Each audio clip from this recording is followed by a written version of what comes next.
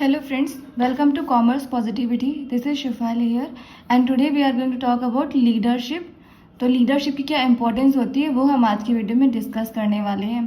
तो जैसा कि आपको पता है लीडर बहुत ही इंपॉर्टेंट होता है किसी भी ऑर्गेनाइजेशन में। किसी भी गोल या ऑब्जेक्टिव को अचीव करना है तो वो अपने ग्रुप को इस तरीके से अपने इन्फ्लुएंस करता है कि जो एम्प्लॉयज़ हैं जो या ग्रुप हैं जो उस लीडर को फॉलो कर रहे हैं उनके बिहेवियर में चेंज आते हैं और वो एंथुसियास्टिकली उस काम को करने के लिए मोटिवेट हो जाते हैं।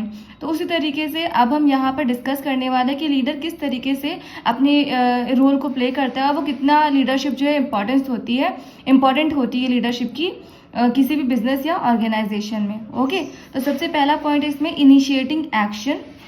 Leadership starts from the very beginning, even before the work actually starts. A leader is a person who communicates the policies and plans to the subordinates to start the work. So leadership एक ऐसी process होती है जिसमें leader जो है वो बहुत ही starting में ही, जब बिजनेस इवन स्टार्ट भी नहीं हुआ होता है उससे पहले वो प्लानिंग शुरू कर देता है किस तरीके से अपने गोल्स को अचीव करना है और किस तरीके से अपने एम्प्लॉयज़ को अपने सबऑर्डिनेट से बात करनी है, उन्हें पॉलिसीज़ और प्लान्स को डिस्कस करना है जिससे वो समझ जाएं और अपने काम को बहुत ही अच्छे से स्टार्ट कर सकें। तो ये जो लीडर है वो अपने काम को, एक्शंस लेने का जो काम है वो स्टार्ट करता है। उसके बाद वो अपने एम्प्लॉयज़ को, अपने सबऑर्डिनेट्स को बताता है कि वो किस तरीके से काम करें जिससे कि इजीली जो उनके गोल्स हैं, जो ऑब्जेक्टिव्स हैं वो अचीव हो पाए। ओके, सेकंड आता है इसमें प्रोवाइडिंग मोटिवेशन। लीडर क्या करता है, मोटिवेट करता है एम्प्लॉयज़ को, अपने सबऑर्डिनेट्स को किस तरीके से काम को किया जाए बिना किसी बोरिंगनेस के और बहुत ही एफिशिएंटली वो काम भी हो जाए। A leader motivates the employees by giving them financial and non-financial incentives and gets the work done efficiently. Motivation is the driving force in an individual's life. अब जैसा कि हमें पता है अगर हम कोई भी काम करते हैं या इवन हमें एग्ज़ाम भी क्वालिफाई करना है कोई, तो उसके लिए हमें मोटिवेशन की ज़रूरत होती है कि हम क्यों पढ़ें, हमें क्या ज़रूरत है। तो उसके पीछे एक मोटिवेशन होती है कि हमें लाइफ में सक्सेसफुल होना है, हमें अपने पेरेंट्स को प्राउड फील कराना है, हमें फाइनेंशली और इतना इंडिपेंडेंट हो जाना है कि हमें किसी के सामने जो है कभी भी हेल्प लेने की ज़रूरत ना पड़े, या हम खुद में इतने कैपेबल हो जाएँ खुद को प्राउड फील कराने के लिए हम एक तरीके से एग्ज़ाम को क्वालिफाई करना ज़रूरी समझते हैं। उसी तरीके से कोई भी काम है अगर हम करते हैं तो उसके पीछे एक मोटिवेशन ज़रूर होती है जो उस काम को करने के लिए हमें तैयार करती है।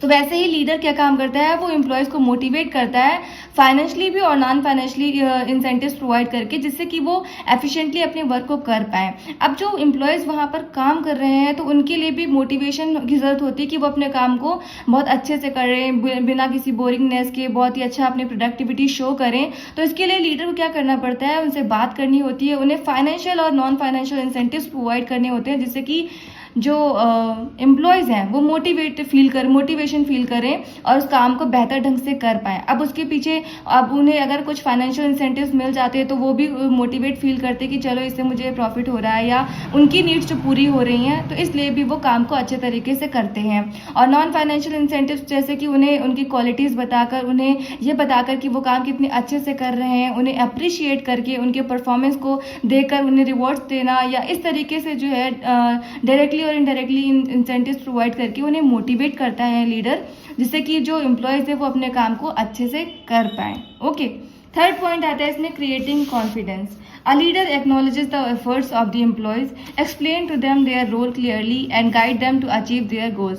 तो लीडर क्या करता है, वो एक्सेप्ट करता है कि एम्प्लॉयज़ जो हैं वो अपना बहुत हार्ड वर्क कर रहे हैं, उनके एफर्ट्स को वो अप्रिशिएट करता है जिससे कि उनमें जो कॉन्फिडेंस बूस्ट होता है। वो उन्हें एक्सप्लेन करता है कि उनका क्या रोल है ऑर्गेनाइजेशन में, उन्हें गाइड करता है कि वो किस तरीके से काम को बेहतर ढंग से करें जिससे कि उनके जो गोल्स हैं वो अचीव हो पाएँ। He also resolves the complaints and problems of the employees, thereby building confidence in them regarding the organization. वो इसके अलावा क्या करता है, उनकी जो प्रॉब्लम्स है उनको भी सुनता है, उनको समझता है और उसके बाद उनको उनकी प्रॉब्लम्स को दूर करने की कोशिश करता है जिससे कि उनमें एक कॉन्फिडेंस बिल्ड होता है और उन्हें ये लगता है कि हाँ, जो ऑर्गेनाइजेशन का लीडर है वो हमारे बारे में उसको भी उस बात की चिंता है कि हम कितने ज़्यादा काम करके सेटिस्फाई हैं और कितना ज़्यादा हम काम को लेकर किसी काम में दिक्कत फील कर रहे हैं। तो बेसिक बेसिकली एक तरीके से पॉजिटिव रिलेशन बनाना, उनके साथ बात करना, उनकी नीड्स को समझना और वो क्या चाहते हैं उसको जानना, फिर उनको उस हिसाब से उनकी नीड्स को सेटिस्फाई करना भी उनके कॉन्फिडेंस को बूस्ट करता है और उनको ये इम्पॉर्टेंट फील कराता है कि हाँ ऑर्गेनाइजेशन में उनकी भी वैल्यूएबल इम्पोर्टेंस है और वो भी बहुत ही इंपॉर्टेंट रोल प्ले करते हैं। ओके, नेक्स्ट आता है building work environment. A good leader should maintain personal contacts with the employees and should hear their problems and solve them. एक ऑर्गेनाइजेशन में जब एम्प्लॉयज़ और मैनेजर्स और लीडर मिलकर काम करते हैं और इस तरीके से एक दूसरे को सपोर्ट करते हैं, एक दूसरे की नीड्स को समझते हैं, इमोशन को, फीलिंग को समझते हैं, तो वो ऑर्गेनाइजेशन ज़्यादा सक्सेसफुल होती है क्योंकि वहाँ पर सब एक दूसरे को सपोर्ट करने वाले होते हैं, एनवायरनमेंट पॉजिटिव होता है। A good leader should maintain personal contacts. जो एक अच्छा लीडर होता है वो एम्प्लॉयज़ के साथ एक अच्छे पर्सनल कॉन्टैक्ट्स बनाकर रखता है, उनकी प्रॉब्लम को समझने की कोशिश करता है और अगर वहाँ कुछ उसको सोल्यूशन दिखाई देता है तो वो उन्हें सॉल्व करने की भी कोशिश करता है, जिससे ऑर्गेनाइजेशन में एक पॉजिटिव एनवायरनमेंट बना रहता है। सभी अपना काम को अच्छे ढंग से करते हैं बिना किसी प्रॉब्लम के, बिना किसी कॉन्फ्लिक्ट के हुए वो ऑर्गेनाइजेशन अच्छे से रन करती है। ओके, नेक्स्ट है coordination. A leader reconciles the personal interests of the employees with the organizational goals and achieves to coordination in the entity.